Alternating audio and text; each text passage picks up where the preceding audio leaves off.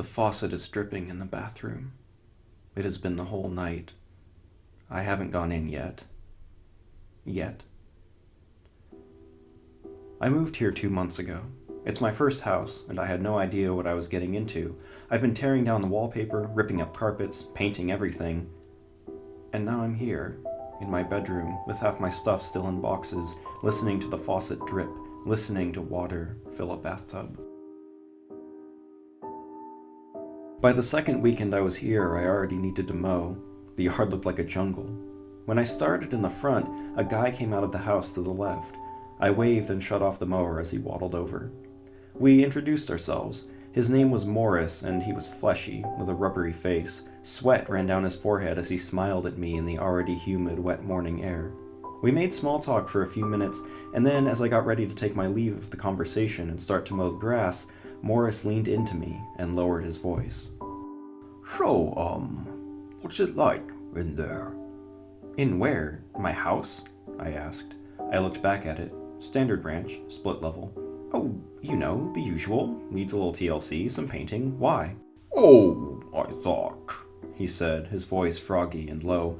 I guess I thought it'd be a little more, you know. No, I don't. A little more what? I asked. Well, you know, with what happened in there. What do you mean, what happened? Did somebody die in here? I looked at my house. Oh my god, somebody died in my house? Nobody told you? Morris winced. Oh, sorry. What happened? Well, the guy who lived there, he died. It was, He said, the way people say in meditation, repetitively and with great belief that something will happen if he continues to repeat it. It was, pretty bad, that's what I heard. At least, I didn't see. I'm glad I didn't. He was a nice guy. He looked at me and smiled. His teeth were all yellow in the hot air. He was a good neighbor.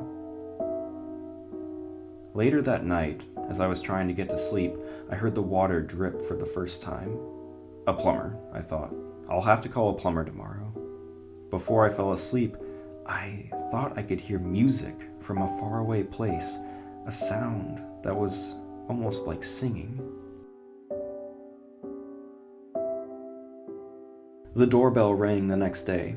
It was Morris, slightly damp from the light rain that had been falling. He sat down in my kitchen and took a mug of coffee I offered him. I'm sorry to, just barge in on you, he said, blowing on the steam. The black surface of the drink rippled. It's okay. I'm not too busy today. I wanted to stop by and apologize for yesterday. I didn't tell you everything. Really? I said, sitting down across from him. Really? You see, the guy who used to live here, he used to talk to me sometimes about stuff he used to hear in here. He thought he was going crazy. Really? I asked. What did he think was going on? He thought there was something living in his pipes. What? That's what I said. Morris looked at me. His eyes had little splashes of color in the sclera, little brown discolorations.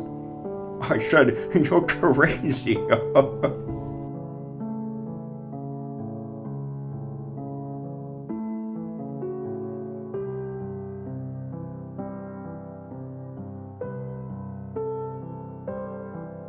After he left, I realized it must have been raining harder than I thought out there. His seat was all damp. Everything felt damp. The plumber came the next day. He couldn't get the dripping to stop.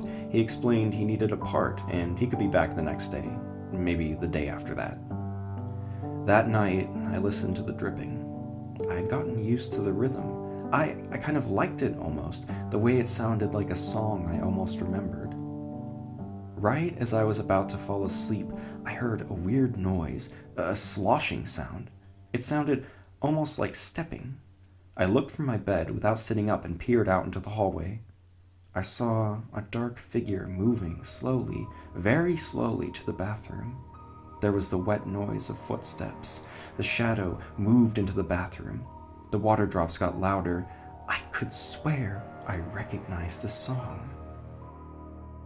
I woke up the next morning. I didn't know I had fallen asleep. The bed had wet spots on it, like something had been dripping on it. I rushed into the hallway outside my bedroom. The ground.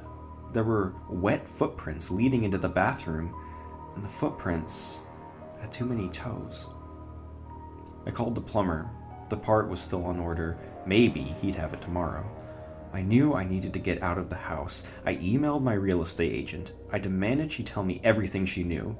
She got back in touch in a few moments, and she didn't know much. The guy who lived there before me had died. The house was willed to his sister. She was the one who'd sold it. The realtor sent me the email address she had for the dead man's sister. I emailed the sister immediately, begging her to tell me more. As I paced about, I stared out my window at Morris's house. In the hot weather, it shimmered, like it was underwater. The sister emailed me back in a little over an hour.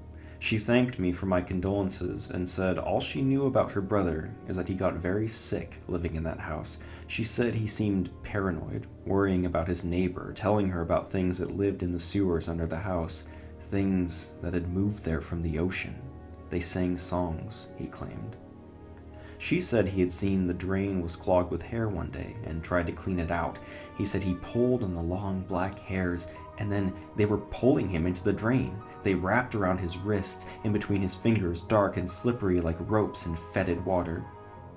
He let go, he told her, and they wrapped around his wrists and tried to suck him under, to pull him into the pipes, into their singing. She wrote he was very sick, and she wished she could have helped him more. She wished me luck in my new house. I should have left. You would have as you read this. That's what you tell yourself, I know. That's what I would say too if I read this, but I have heard their songs, their incomparable drowned melodies. They want me to go to them. They want me to live with them in their strange, beautiful world of underground rivers and pale bodies and seaweed hair. Morris has been telling me all about it. He's helped others go to their palaces. He'll help me too. They sent him up here to do that, to help people like me. He's in the bathroom now, filling the bathtub with water. I'm waiting for him to tell me to strip off my clothes and submerge myself in the porcelain, to dive into brand new oceans, to grow a beautiful new body. The moon in the sky is dry and beautiful, and very far away. In the bathroom, the songs are starting, and I recognize every word.